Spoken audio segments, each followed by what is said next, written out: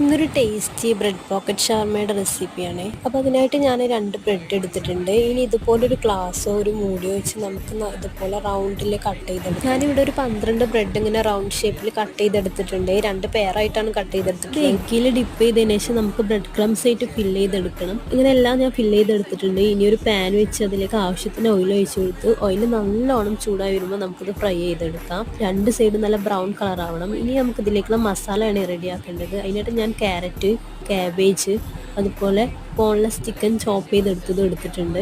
ഇതിലേക്ക് നമുക്ക് മയോണൈസും കൂടെ ചേർത്ത് കൊടുക്കാം. അതും ചേർത്ത് നന്നായി മിക്സ് ചെയ്തെടുത്താൽ നമുക്കിവിടെ മസാല റെഡിയായി കിട്ടും. ഇനി ഇതിലേക്ക് ആവശ്യമാണെങ്കിൽ നമുക്ക് കുറച്ച് ഉപ്പും ആവശ്യത്തിന് കുരുമുളകും കൂടെ ഇട്ട് കൊടുത്ത് മിക്സ് ചെയ്തെടുക്കാമേ. ഇനി നമുക്ക് നേരത്തെ ഫ്രൈ ചെയ്ത് വെച്ച ബ്രെഡ് ഇങ്ങനെ സെൻറ്റർ കട്ട് ചെയ്താൽ ഇതുപോലെ നമുക്കൊരു പോക്കറ്റ് ഷേപ്പായിട്ട് കിട്ടും. ഇതിൻ്റെ ഉള്ളിലേക്ക് നമുക്ക് നേരത്തെ റെഡിയാക്കി വെച്ച മസാല കൂടെ ഫില്ല് ചെയ്ത് കൊടുത്താൽ നമ്മൾ ടേസ്റ്റി ബ്രെഡ് പോക്കറ്റ് ഷവർമ ഇവിടെ റെഡിയാക്കി കിട്ടുന്നതാണ്.